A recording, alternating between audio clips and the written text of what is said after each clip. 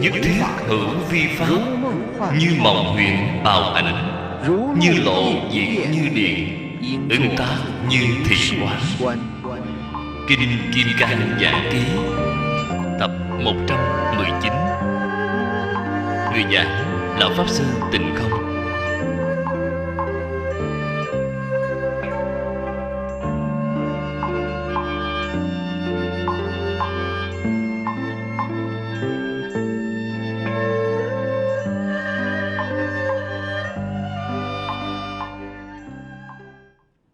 Tâm của cõi địa ngục là sân hận. Thấy cái này cũng chướng mắt, thấy cái kia cũng không vừa ý, suốt ngày cứ nổi giận. Thế là đã gần gũi làm hàng xóm với cõi địa ngục rồi. Ngu si biến thành súc sanh. Ngu si là tà chánh, phân không rõ ràng, thật giả phân không rõ ràng, thiện ác phân không rõ ràng, chính là ngu si. Học Phật Pháp cũng không có hiểu rõ ràng.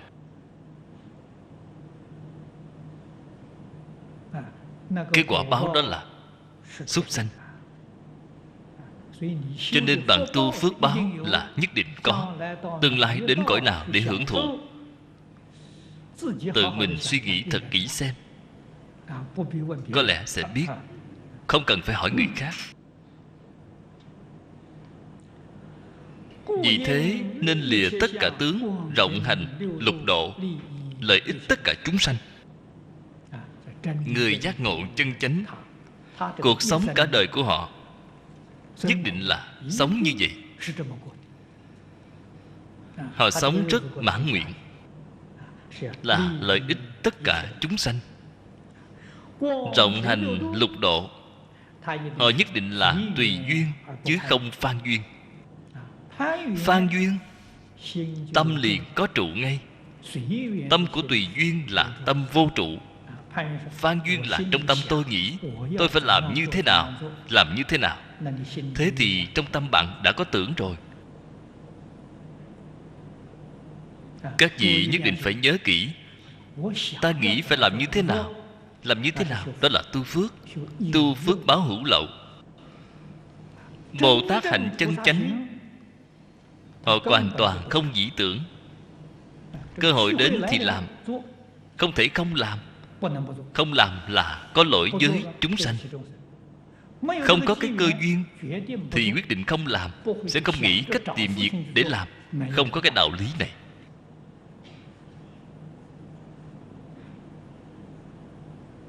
Các bạn ở nơi này mời tôi giảng kinh thì tôi đến giảng. Bạn không mời tôi tuyệt đối sẽ không đến. Tôi sẽ không nói với bạn. Các bạn hãy mời tôi đến giảng. Tôi không bao giờ nói như vậy. Thế liền trong tâm đã trụ tướng. Cái này thì không được phép. Tu hành chân chánh, dùng công chân chánh thì phải lìa tất cả tướng. Nhưng mà ở trong Phật Pháp không có pháp cố định. Cái gì phải nhớ kỹ những lời tôi nói.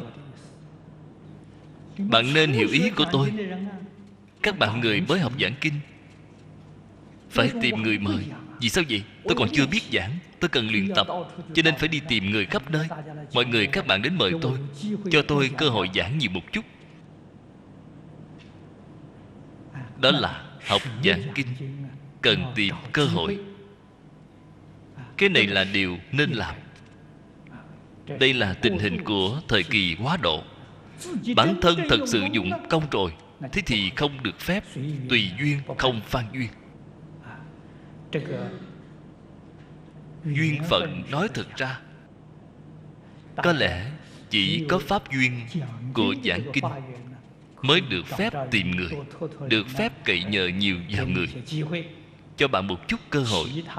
Những duyên khác đều không tốt, đều không phải thiện duyên, đều không tốt, nhất định không được phan duyên. In ấn kinh, sự việc này là việc tốt.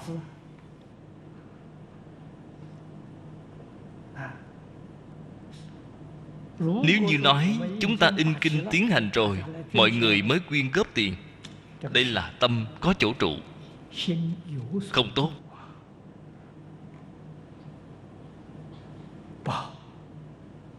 Cần phải làm như thế nào vậy?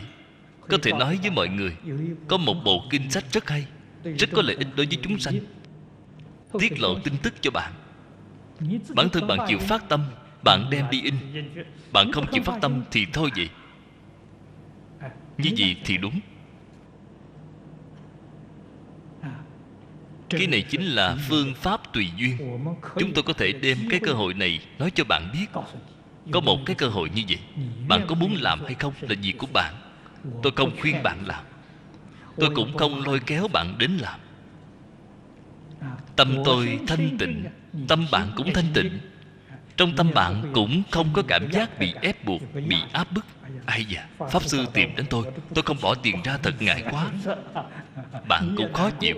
Cái đó là không tốt rồi. Chỉ có thể đem tin tức. Tin tức không nói cho bạn biết là có lỗi với bạn. Có cơ hội nhất định phải nói cho bạn biết. Thế bạn có nắm lấy cơ hội này hay không? Đó là việc của bạn, không liên quan gì đến tôi. Chúng ta phải làm như vậy. Ở trong cuộc sống của bạn, tâm liền rất thanh tịnh ngay, liền rất tự tại, không có một mảy may áp lực. Cho nên đây là lìa tất cả tướng. Trong tâm sạch sẽ, phải lìa tướng. Phật thuyết nhị tự, diệt hữu thâm ý. Ở chỗ này không có nói Như Lai nói. Ngài nói, Phật nói.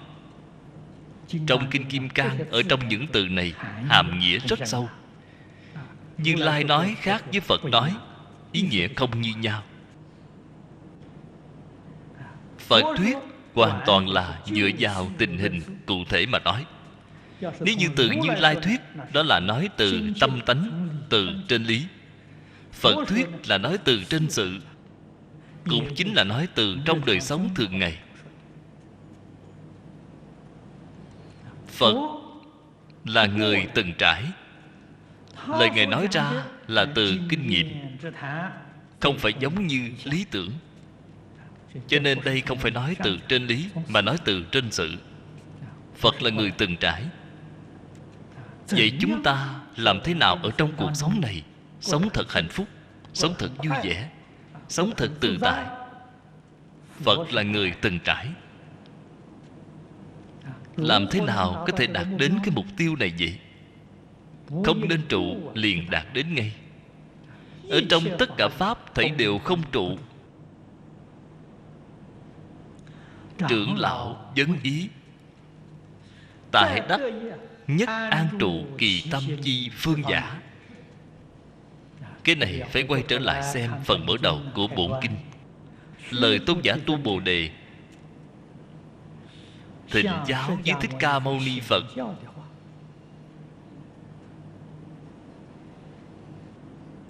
Ngài đã hỏi hai vấn đề.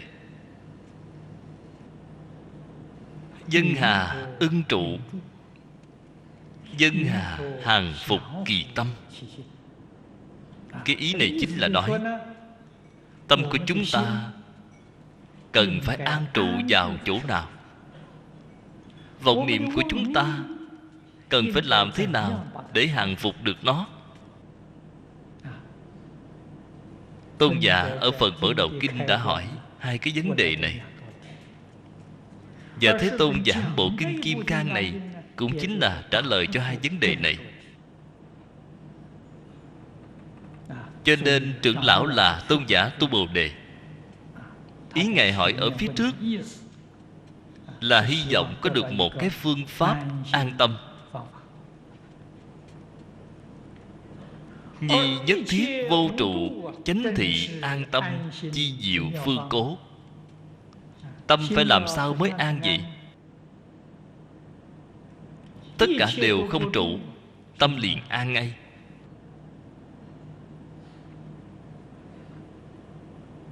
Nếu như bản thân bạn cảm thấy tâm bất an, tâm bất an, cuộc sống rất đau khổ. Cho nên thân tâm bất an, vô cùng đau khổ.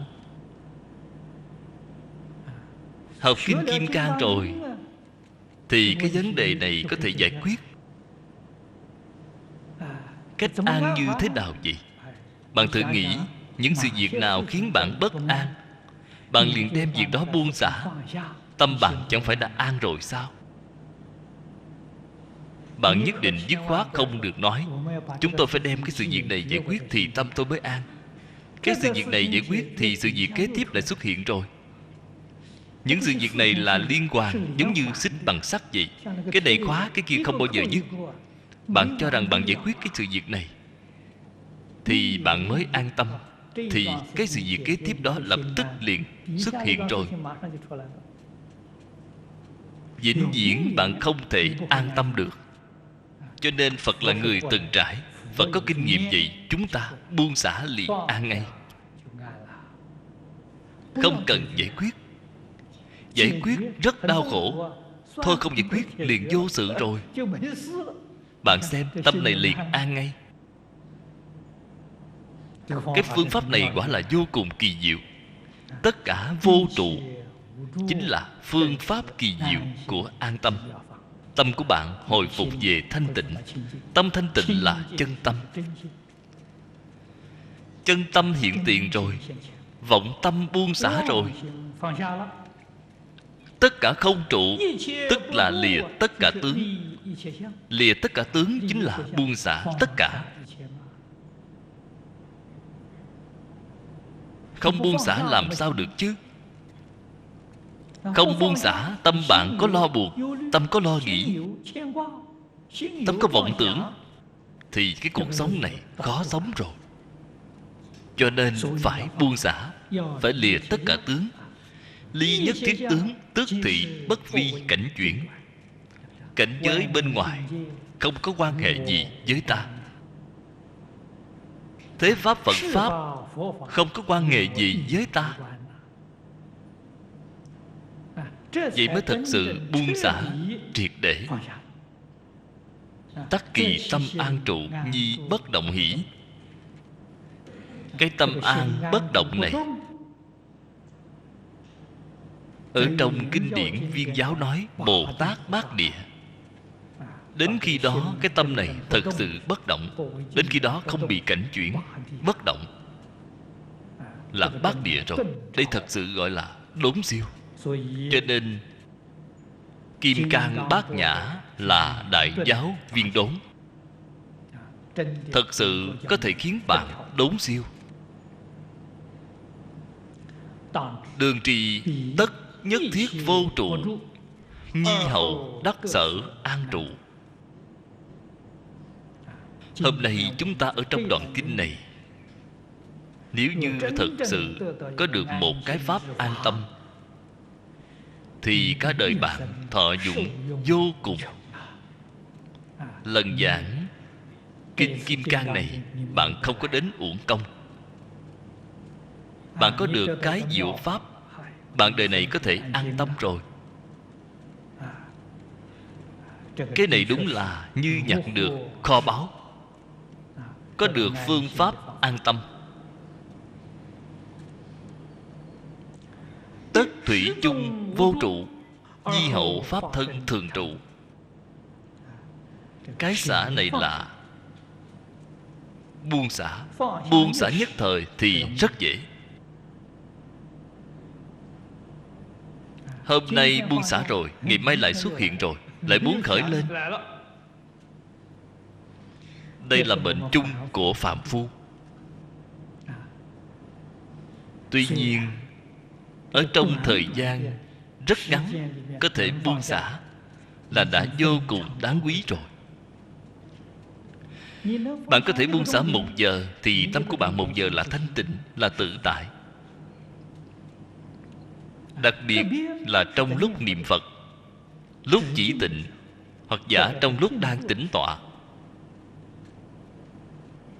Thân tâm thế giới tất cả buông xả, khiến toàn bộ thân tâm bạn được thoải mái, vui vẻ. Tuy là thời gian ngắn nhưng rất có thọ dụng.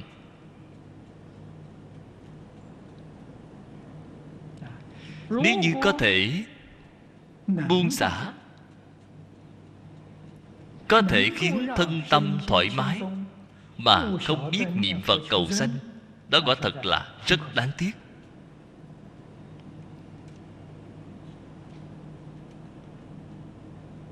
Tôi ở nước Mỹ đến thăm một số trung tâm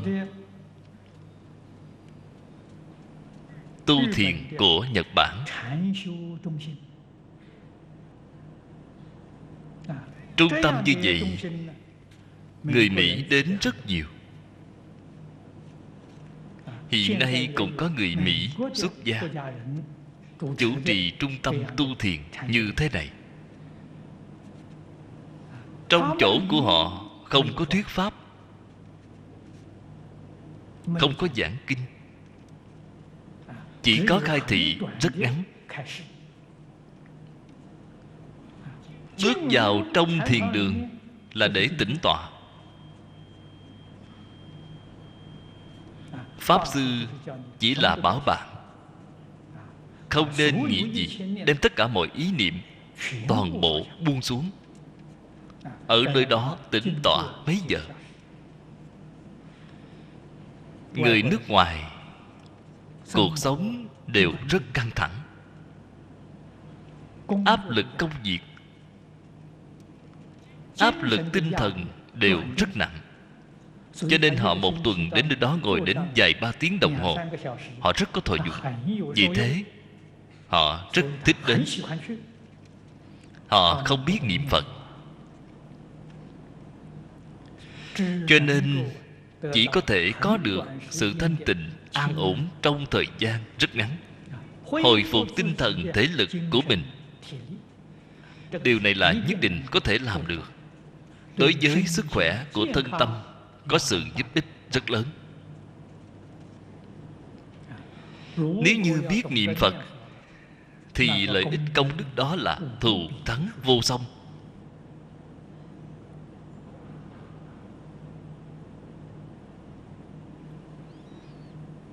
Giống như những đạo lý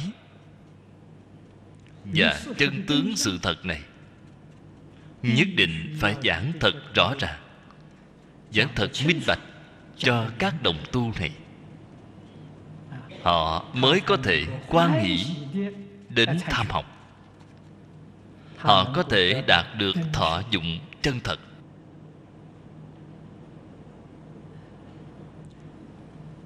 Thế thì từ ngắn ngủi ban đầu, dần dần đem thời gian kéo dài. Đây chính là tinh tấn.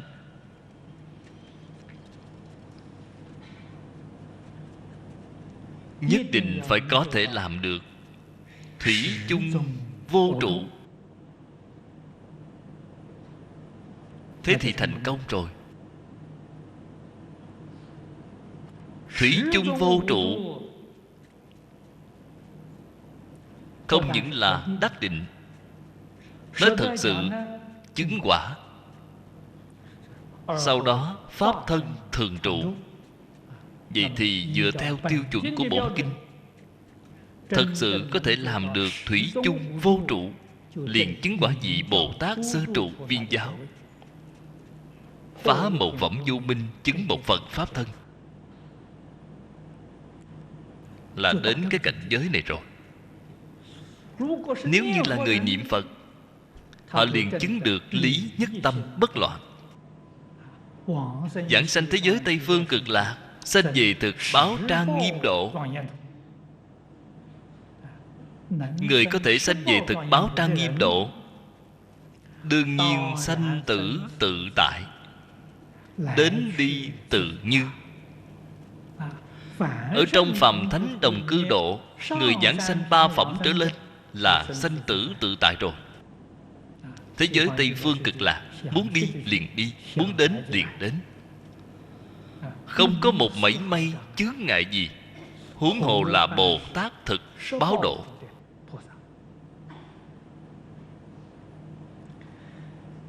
Thả tịnh pháp thân, diệt bất ưng trụ. Cố viết bất trụ niết bàn, nãi nhập vô dư niết bàn giả.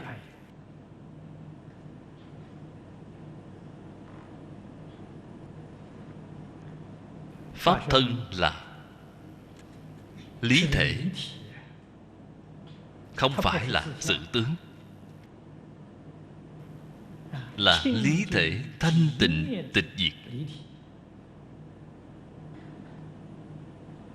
Trụ niết bàn thì không thể phá vô minh, không thể thấy bổn tánh. Minh tâm kiến tánh, họ là không có rồi. Nếu như hai bên đều không trụ, họ trụ vào đâu vậy? Nhất chân pháp giới, vượt qua 10 pháp giới rồi. Trụ sanh tử là lục đạo, trụ niết bàn là pháp giới 4 thánh. Nói tóm lại, hai bên nếu bạn trụ vào một bên, bạn quyết định không thể ra khỏi 10 pháp giới. Người trụ sanh tử không thể ra khỏi lục đạo luân hồi. Người trụ niết bàn không thể ra khỏi 10 pháp giới. Hai bên không trụ liền thoát khỏi 10 pháp giới. Thế giới Tây Phương Cực Lạc là nhất chân pháp giới. Hễ là người giảng sanh thế giới Tây Phương Cực Lạc, các vị phải nhớ kỹ, thoát khỏi 10 pháp giới. Cho nên cái pháp môn này gọi là pháp môn khó tin, thù thắng vô song.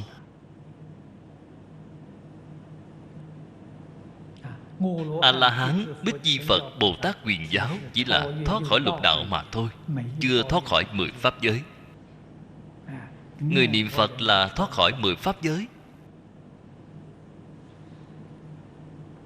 Như thế người này gọi là vào vô dư niết bàn rồi, tức là sanh tử niết bàn đều không trụ.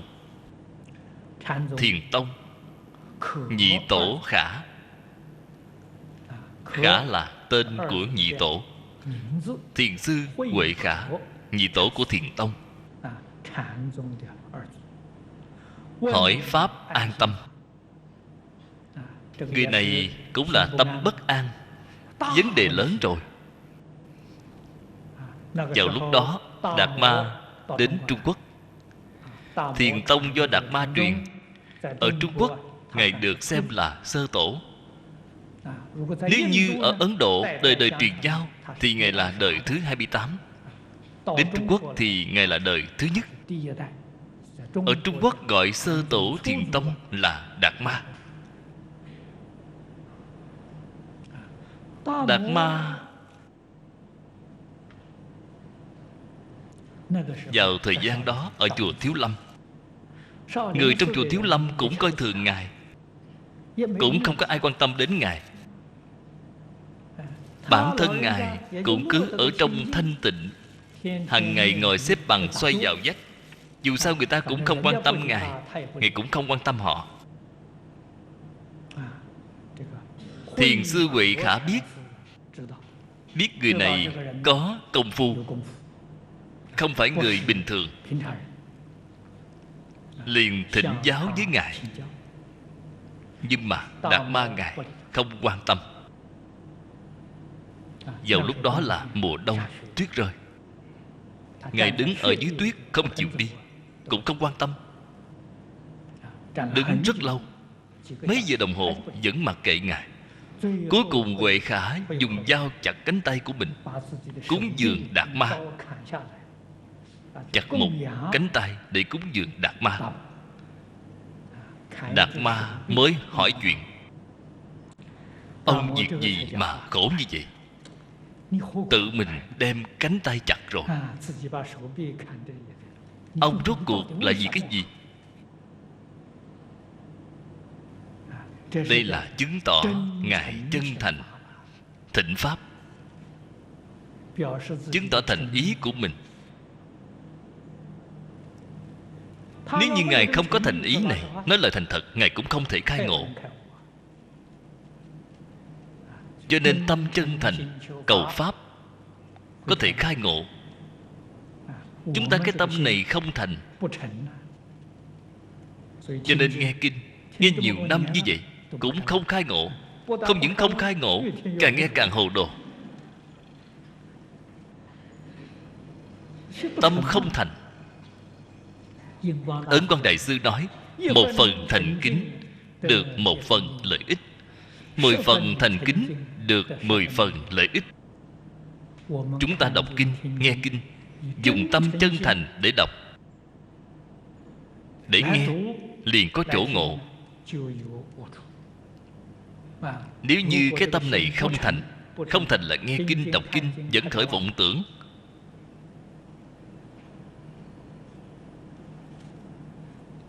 cái này là quyết định không có được lợi ích.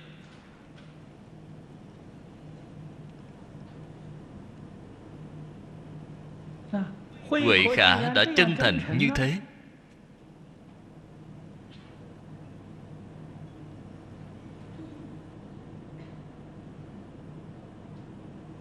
Đạt Ma hỏi Ngài: ông vì cái gì?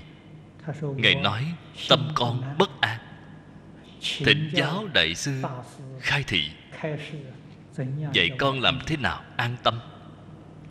Tổ sư Đạt Ma nghe xong liền chìa tay ra: ông đem tâm ra đây, tôi an cho. Các bạn nhìn thấy hiện nay có rất nhiều bức tượng Đạt Ma, một tay chìa ra như thế này, chính là cái ý này. Chìa tay ra bảo Huệ Khả: ông đem tâm ra đây, tôi an cho. Đây chính là phương pháp dạy học của Ngài. Từ trong câu nói này, Huệ Khả hồi quang phản chiếu.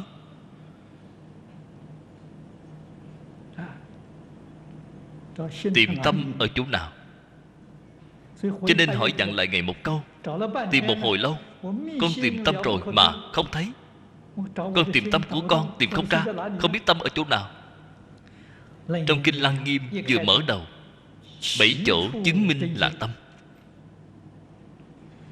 Tôn giả A Nan không thông minh bằng Huệ Khả.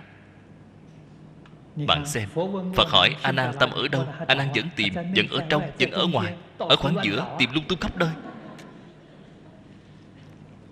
Bạn thử xem là không thể sánh với Huệ Khả rồi. Huệ Khả khi vừa xoay trở lại tìm tâm, tìm không ra. Cái này cao siêu hơn A Nan nhiều rồi.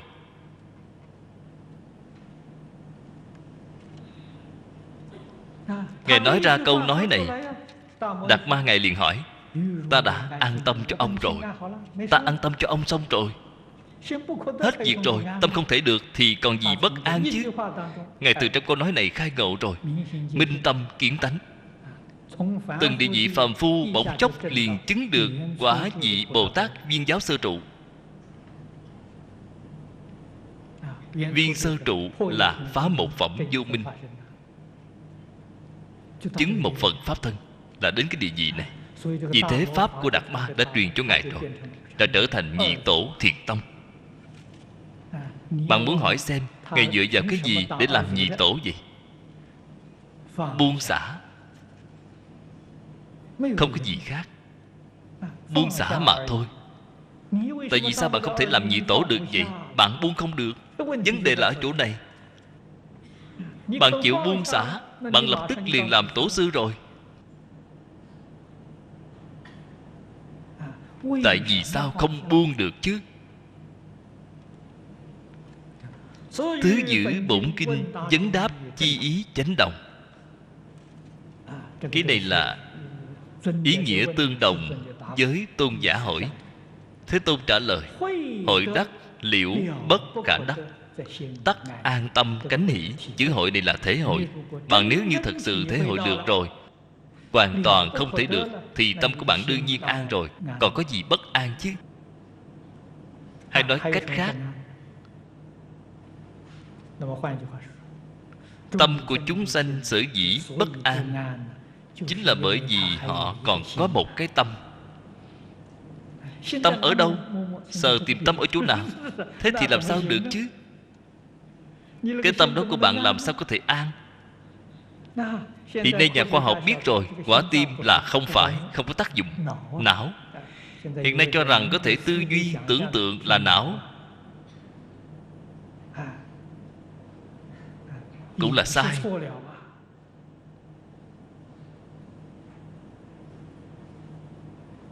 Cái tìm tâm hoàn toàn không thể được này là thật.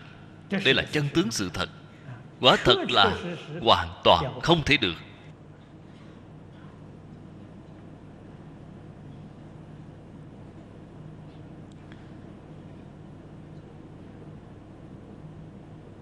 Ở trong cửa Phật có một số người tranh luận. Phật nói căn, 6 căn, biểu hiện ra bên ngoài gọi là phù trần căn. Cái thực sự khởi tác dụng gọi là thắng nghĩa căn. Có một số người cho rằng thắng nghĩa căn có lẽ là người hiện nay chúng ta gọi là hệ thống thần kinh, bộ não thần kinh, đảm nhiệm việc khởi tác dụng. Loại cách nói này vẫn là vọng tưởng như cũ. Vì sao vậy? Thông thường đồng tu có lẽ có người nghe nói qua linh hồn xuất khiếu. Cái việc này cũng là sự thật. Xuất khiếu chính là rời khỏi cái thân thể này. Ở trong mật tông Tây Tạng, loại sự việc này là rất bình thường. Linh hồn của con người lìa khỏi thân thể. Cái thứ lìa khỏi thân thể đó, đó là thắng nghĩa căn. Thế nó lìa khỏi rồi, thần kinh chúng ta có phải đã đi rồi hay không? Đều không còn nữa sao? Thần kinh vẫn còn. Có thể thấy hệ thần kinh này không phải thắng nghĩa căn, là phù trần căn. Phù trần căn là tịnh sắc căn. Mắt thường chúng ta không thể nhìn thấy, người có định công nhìn thấy. Vậy là chứng tỏ thắng nghĩa căn mà Phật nói tuyệt đối không phải là vật chất, tuyệt đối không phải hệ thống thần kinh. Đây là điều chúng ta cần hiểu rõ. Người chết rồi, thần thức lìa khỏi cơ thể, là cái căn đó lìa khỏi cơ thể, họ lại đi đầu thai tiếp, cũng là thắng nghĩa căn. Cho nên người sau khi chết rồi, họ vẫn còn vọng tưởng phân biệt chấp trước, nó chưa lìa khỏi.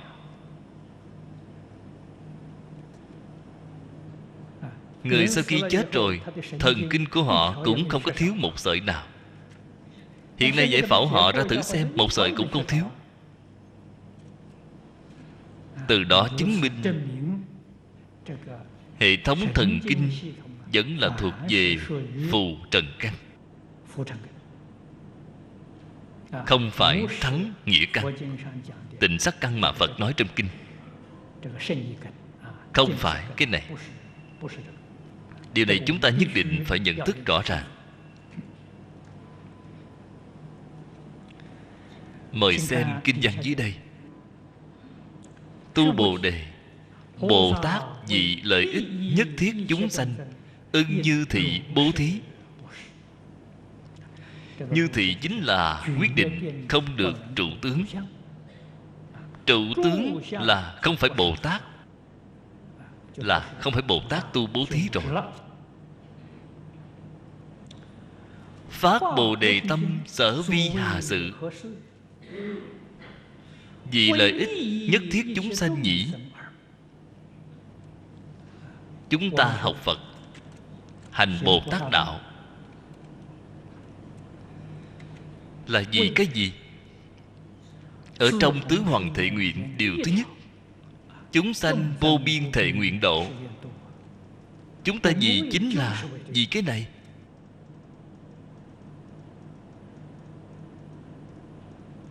Ở trong Pháp Đại Thừa đã phát cái tâm này rồi. Tùy lúc tùy nơi, ở trong mỗi niệm đều muốn lợi ích tất cả chúng sanh.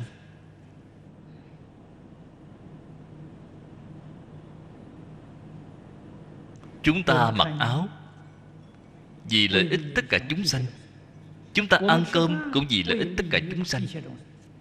Vì sao vậy? Ta cái thân thể này muốn vì tất cả chúng sanh phục vụ. Dưỡng cái thân thể này chính là vì lợi ích tất cả chúng sanh mà dưỡng thân. Không vì tất cả chúng sanh. Cần cái thân thể này làm gì?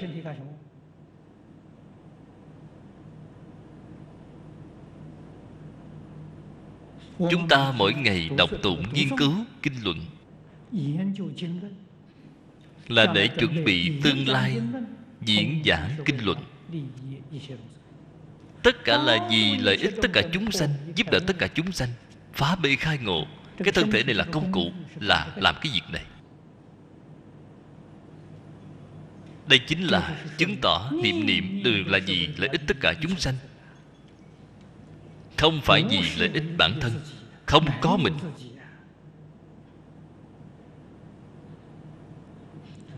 Nhược bất bố thí giữ chúng hạ ích. Chúng ta ngày nay bản thân mặc áo ăn cơm, có phải là bố thí tất cả chúng sanh hay không? Phải. Nếu như bạn thật sự là phát cái tâm này, dùng trí huệ của ta, dùng sức lao động của ta, dùng cơ thể của ta, vì tất cả chúng sanh phục vụ, giúp đỡ tất cả chúng sanh phá mê khai ngộ, liền khổ được vui, thì bạn hôm nay mặc áo ăn cơm đều là bố thí chúng sanh. Vì sao vậy? Tôi đem thân tâm của tôi đều bố thí hết rồi. Đem trí huệ năng lực, thân thể của tôi hoàn toàn đều bố thí hết. Y thực, chỗ ở, đi lại là để dưỡng cái thân này. Cái thân thể này bố thí ra hết rồi. Nếu như không có phát tâm này, nếu như không có phát tâm này, mặc áo ăn cơm là tự tư tự lợi.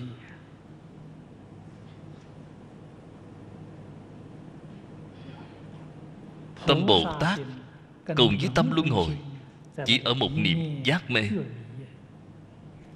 Giác vì tất cả chúng sanh, mê vì mình. Vì mình, vì gia đình của mình, vì cái đoàn thể nhỏ của mình, đều là mê.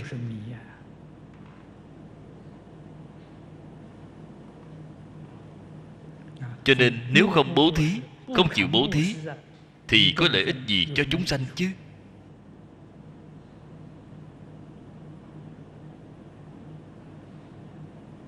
Cố vì lợi ích nhất thiết chúng sanh, ưng như thị bố thí.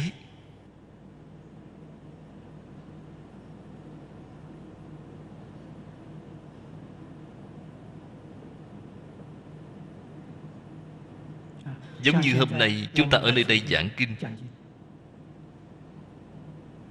mỗi một bài chúng ta ở đây đều có ghi âm, ghi hình.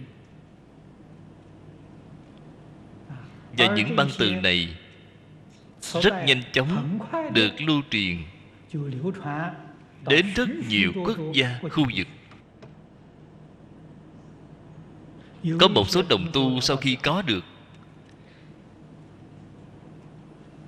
dựa theo băng từ này, đem nó biến thành văn tự.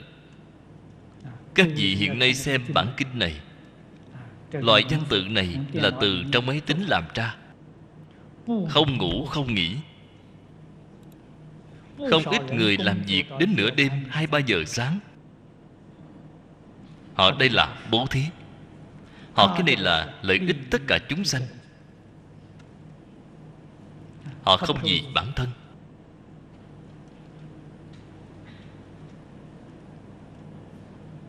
Họ là vì hy vọng tất cả chúng sanh đều có thể đạt được lợi ích của Phật Pháp. Hy sinh giấc ngủ của mình, hy sinh thời gian vui chơi giải trí của mình. Những người này đều là cư sĩ tại gia, còn phải đi làm việc. Sau khi ta ca trở về, liền làm công việc này. Các bạn hiện nay có không ít người xem được biết bao nhiêu những tư liệu này đều là do họ làm. Những người này đều hành Bồ Tát Đạo, phát tâm Bồ Đề, hành Bồ Tát Đạo.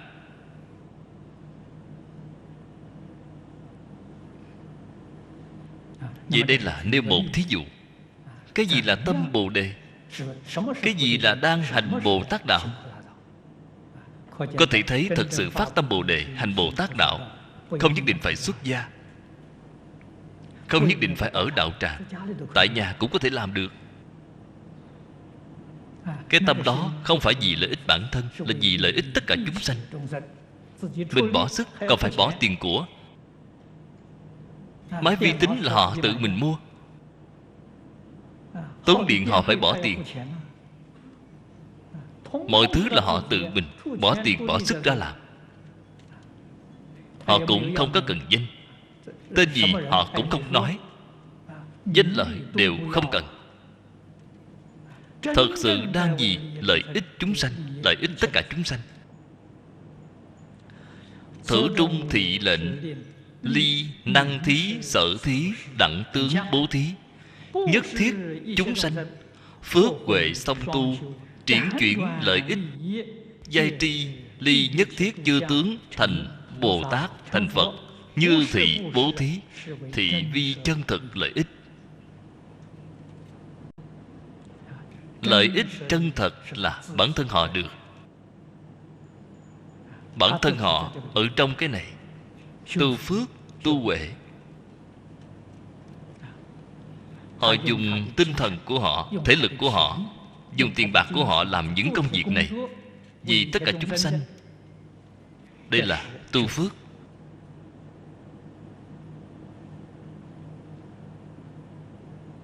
Tập trung toàn bộ để làm cái công việc này, thâm nhập kinh tạng.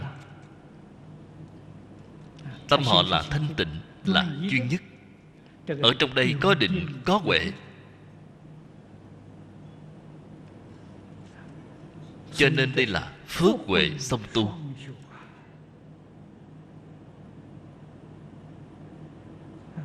Tìm cách lợi ích đó là vô cùng rõ rệt. Tác phẩm sau khi làm ra rồi, phân chia tặng cho rất nhiều quốc gia khu vực. Tìm cách lưu thông lợi ích vô biên.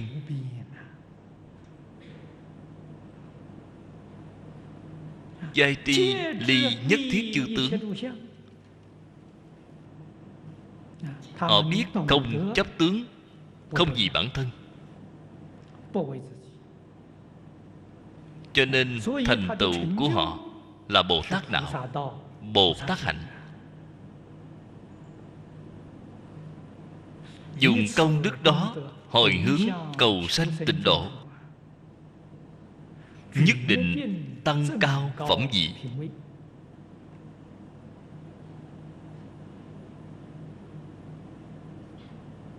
Hầu hết người niệm Phật cầu sanh tịnh độ, cái phương pháp này cũng có thể cầu sanh tịnh độ.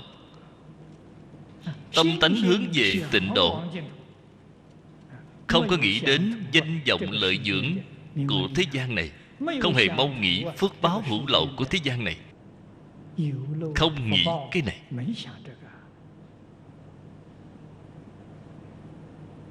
Chỉ là dùng công đức này hồi hướng cầu sanh tịnh độ. Cho nên cái này là lợi ích chân thật. Cái này là đang tu lục độ, Bồ Tát như lý như pháp chân thật. Là hạnh bố thí, xả kỹ, lợi tha.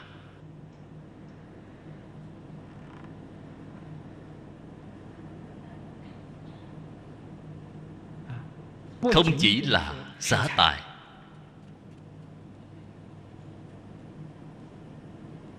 giống như vừa mới nói, xả thời gian của họ. Họ có thời gian nghỉ ngơi mà họ không đi nghỉ ngơi, họ đến làm cái việc này, vào trong cái đạo tràng này để làm việc tình nguyện. Đây là bố thí nội tài. Xả thể lực của mình, xả thời gian của mình, xả tinh thần của mình. Có biết bao nhiêu việc cũng cần phải dùng trí huệ. Bố thí nội tài hoàn toàn. Nếu như việc cần mình bỏ tiền ra, đó chính là ngoại tài. Nội tài thấy đều bố thí rồi.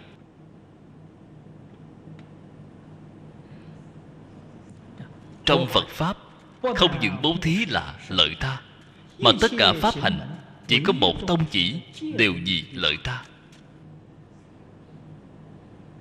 Trì giới là lợi ta, vì tất cả chúng sanh làm nên tấm gương tốt về tuân thủ phép tắc, đó chính là lợi ta. Tại sao tất cả mọi việc ta đều phải làm thật quy củ, theo khuôn phép như vậy, làm cho người khác xem. Hiện nay cái xã hội này, người không tuân thủ phép tắc rất nhiều.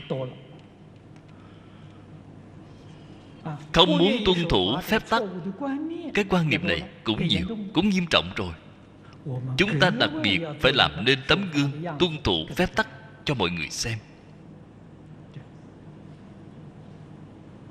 Trì giới là lợi sinh,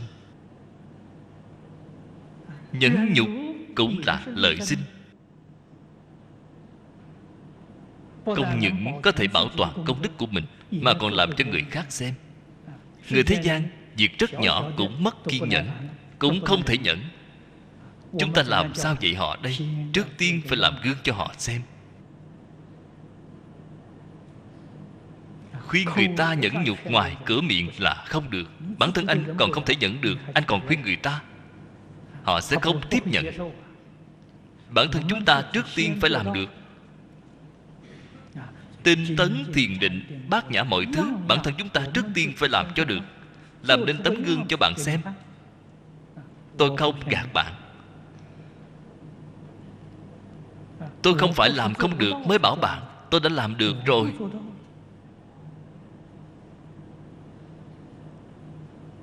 Cho nên tu học Phật Pháp, tâm Bồ Tát, hạnh Bồ Tát, trước tiên tu, trước tiên mình làm được, sau đó mới khuyên người khác.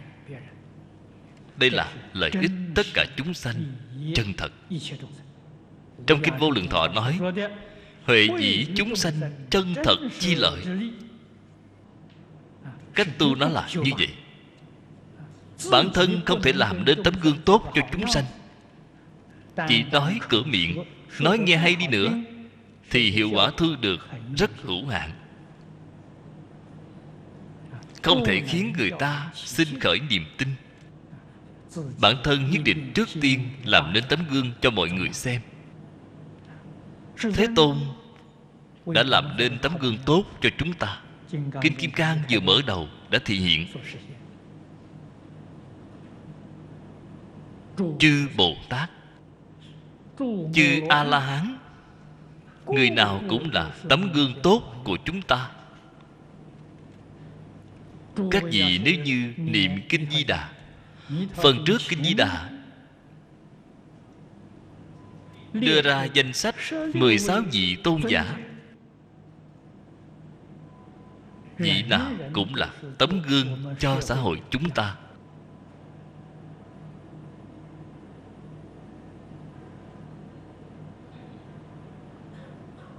Đủ để dạng người, thân phận khác nhau, các ngành các nghề trong xã hội này của chúng ta đều có một tấm gương tốt có thể học tập, có tấm gương tốt đang hiện hữu. Có thể thấy Phật Pháp không phải chỉ nói suông, thật sự là làm được. Điều này đáng để chúng ta suy nghĩ, đáng để chúng ta phản tỉnh. Chúng ta biết mình cần phải học tập như thế nào, tu như thế nào. Bổn kinh chủ chỉ tại ư vô trụ, vô trụ chi chỉ tại ư khiển chấp phá ngã. Nhi xả kỹ lợi tha, hữu khiển chấp phá ngã. Chi khoái đạo lợi phủ giả, cố ư quán tuệ tắc phát huy vô trụ. Ư hành trì tắc độc cử bố thí, quán hành nhị môn tương ưng tất thành.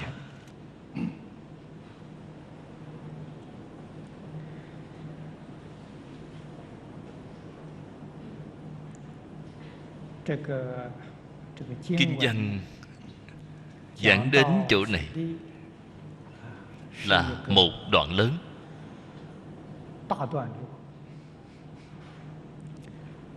Tổng kết cho chúng ta phần vô trụ bố thí.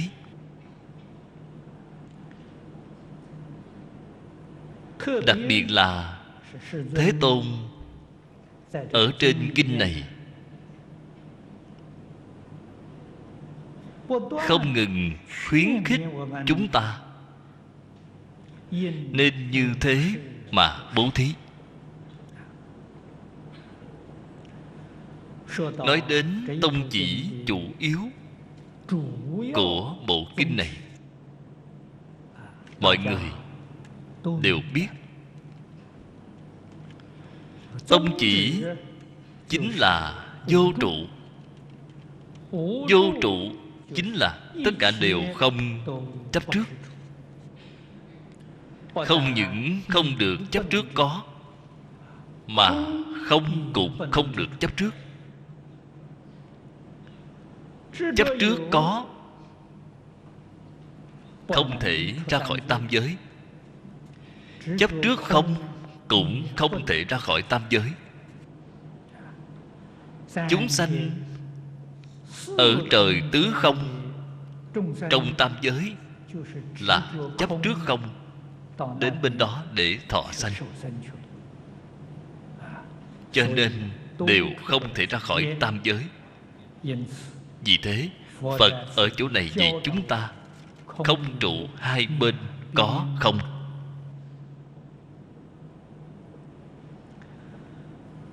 Tại vì sao phải không trụ vậy? Phần trước Phật đã nói, nếu Bồ Tát có tướng ngã, tướng nhân, tướng chúng sanh, tướng thọ giả, tức chẳng phải Bồ Tát.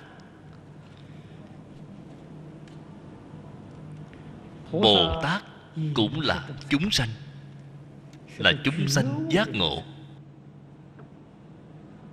Đại sư Huyền Trang khi phiên dịch nó là giác hữu tình, là chúng sanh hữu tình đã giác ngộ. Điểm khác với chúng ta là bất giác. Chúng ta là chúng sanh mê hoặc điên đảo. Bồ Tát là chúng sanh giác ngộ. Như thế, hay nói cách khác, tiêu chuẩn của giác cùng bất giác là dựa theo Kinh Kim Cang để nói, chính là chấp tướng cùng không chấp tướng. Nếu như bạn chấp bốn tướng thì bạn chưa giác ngộ, bạn là phàm phu, bạn không phải Bồ Tát. Nếu như lìa bốn tướng rồi, thế bạn đúng là Bồ Tát. Cho nên tiêu chuẩn giữa Bồ Tát cùng phàm phu trên Kinh Kim Cang, nó thật ra chính là tiêu chuẩn của giác cùng bất giác. Chúng ta tự mình suy nghĩ, mình có giác ngộ hay chưa? Vẫn chấp trước như cũ, còn thị phi nhân ngã. Người này chưa giác ngộ, còn chấp trước, còn lợi hại được mất.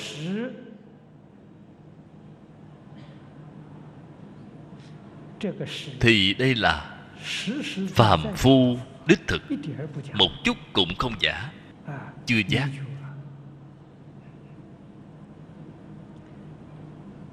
Đương nhiên Phật ở trên kinh nói thì nghe dễ, chúng ta làm nhất định thật sự không dễ dàng.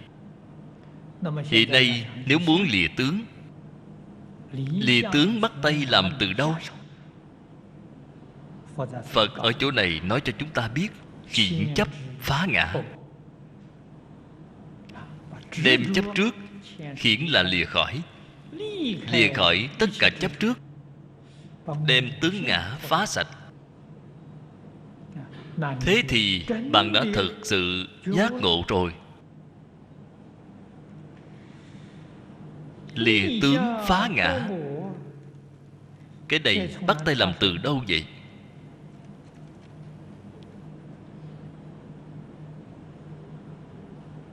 Phật ở chỗ này dạy chúng ta xả kỹ lợi tha.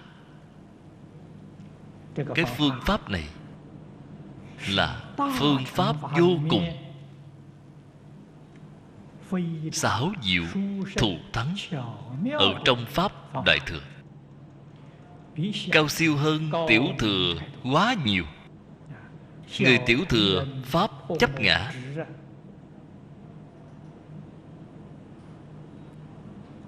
dụng công rất cực khổ. Phật ở trên kinh đã nêu ra một thí dụ, như đoạn dòng thác dài 40 dặm. Cái dòng thác lũ đó, cái dòng thác này bao lớn vậy? 40 dặm. Chúng ta vẫn chưa nhìn thấy, chưa có nhìn thấy thác nước lớn như vậy. Nếu muốn tức khắc đem nó cắt đứt, khiến dòng nước này không chảy, các vị thử nghĩ xem, việc này khó khăn cỡ nào. Phật thí dụ chúng sanh phá ngã chấp là khó cỡ như vậy. Ở trong pháp Đại Thừa có biện pháp xảo diệu. Cái biện pháp xảo diệu này phải thực sự làm mới được. Chúng ta không thực sự làm thì cái biện pháp này nói ra cũng là vô ích. Cái phương pháp này là gì vậy? Bảo chúng ta khởi tâm động niệm, không nên nghĩ đến bản thân, nghĩ đến tất cả chúng sanh. Nghĩ như vậy, thời gian lâu rồi thì ngã sẽ quên đi. Ở trong mỗi niệm đều vì lợi ích tất cả chúng sanh, đều là vì hoằng dương Phật Pháp. Tất cả nghĩ gì Phật Pháp, nghĩ gì chúng sanh. Lâu ngày dày tháng, ngã chấp không cần phá mà tự nhiên sẽ không còn nữa. Cái phương pháp này tuyệt diệu vô cùng.